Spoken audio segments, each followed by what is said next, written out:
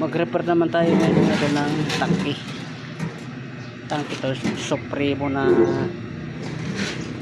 150. Ito yung unang labas na Supremo 150. Wala na, bulok na yung kanyang tangke mga idol.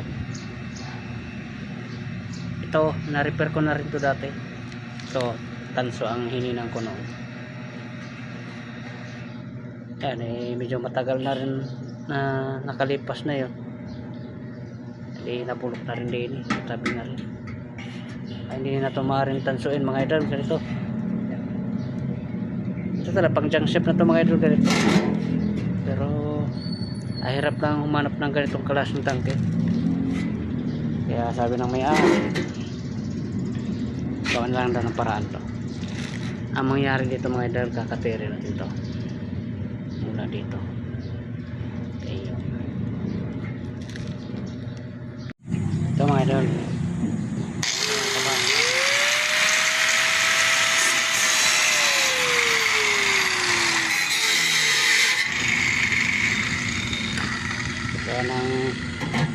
yan ang butas.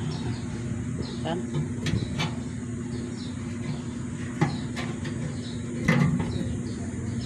Yan. Ito sa fuel gauge ito mga idol, sukatan ng gasolina. Yan o. Yan mga idol ang kanyang loob niyan.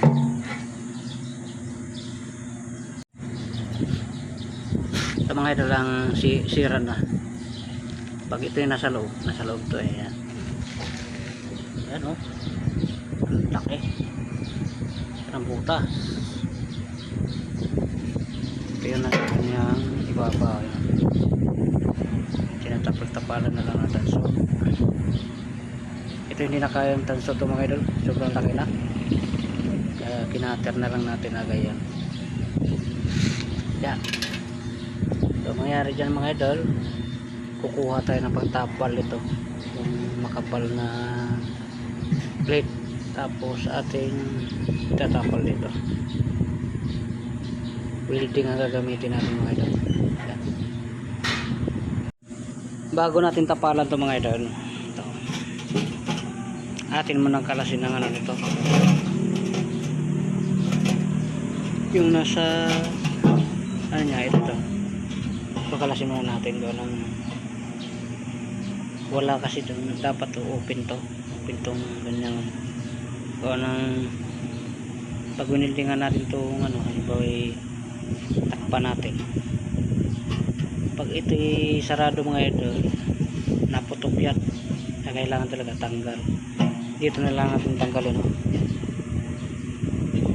para magkaroon lang siya ng singawan. Iwasan natin na iwas pati na hindi mabutas to, kanyang plastic lang kasi to, kanyang floating na plastic lang.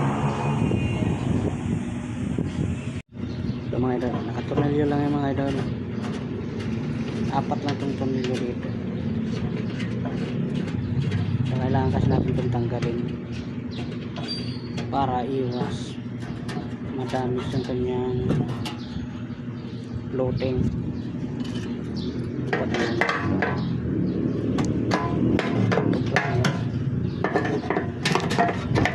Yan.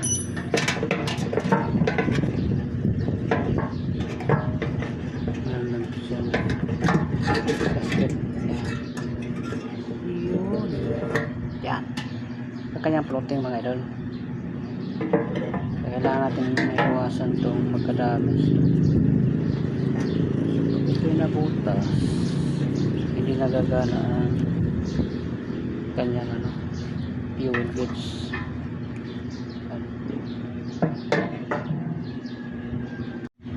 Yan mga idol, natanggal na natin to. Natanggal na natin kanyang fuel gauge. Pwede na natin to gawin ngayon. Ayan, ito. Yan, pwede na natin itong tapalan. Gugupit tayo dito mga idol. Dito tayo gugupit. Kapal to mga idol. Complete na to. ano yan, natira yan sa gate ng customer ko. Ito makakalahati lang ito kaysa din makapal talaga.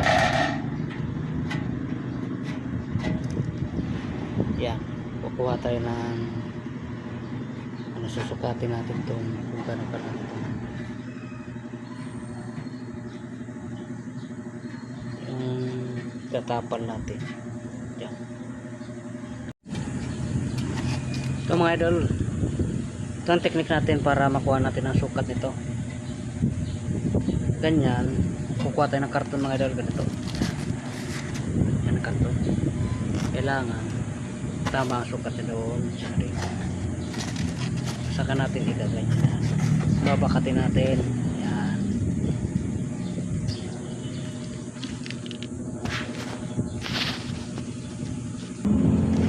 Ito na yung mga idol. Yan. Bakat na yung papagayan. Yan. Papagayan. Ito. Yan, hanggang ganyan. Yan ang kukupitin natin. Kupitin natin yan ng kunti para masuk. Ayan ang natin tatabasin. Pagkupit natin dito mga idol, kailangan natin mayroon siyang alawan. Kagaya nito. Ulit na ito. Lagyan natin ng alawan sa pagkayan. Yan. Bali. Yan. Allowance na yung mga idol na konti. Yan. Yan. Ganyan yan mga idol. Yan. Parang dito tayo mag-welding yan sa gilid na rin. Yan. Yan.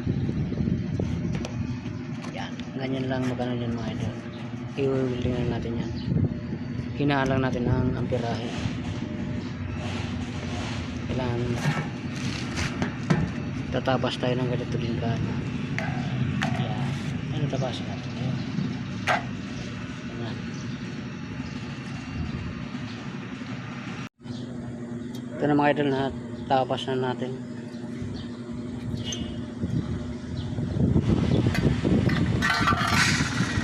Itatatapin natin ito. Itatapin.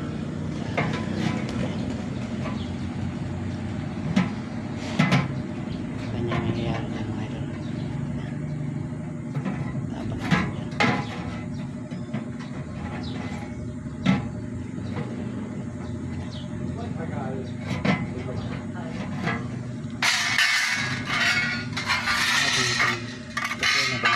Para humuhundo.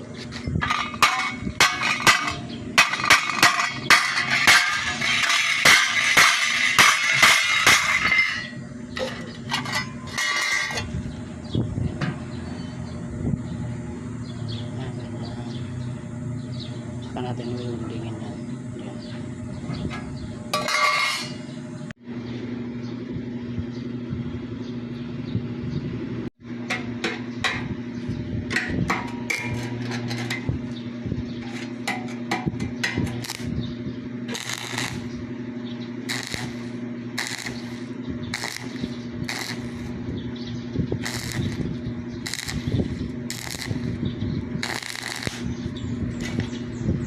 Yan. Ito na yung tinapanan na natin.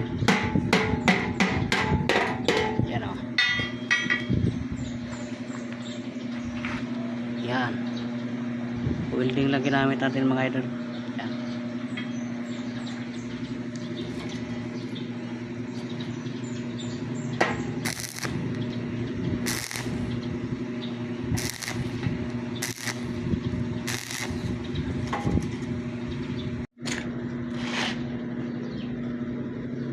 Ito na mga idol, ating tangke na tinapala natin. Yan. Yan o.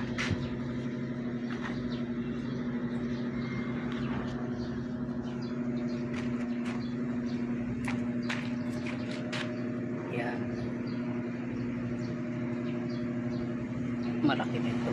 Tinapan natin kapatay. Masilyahan na lang to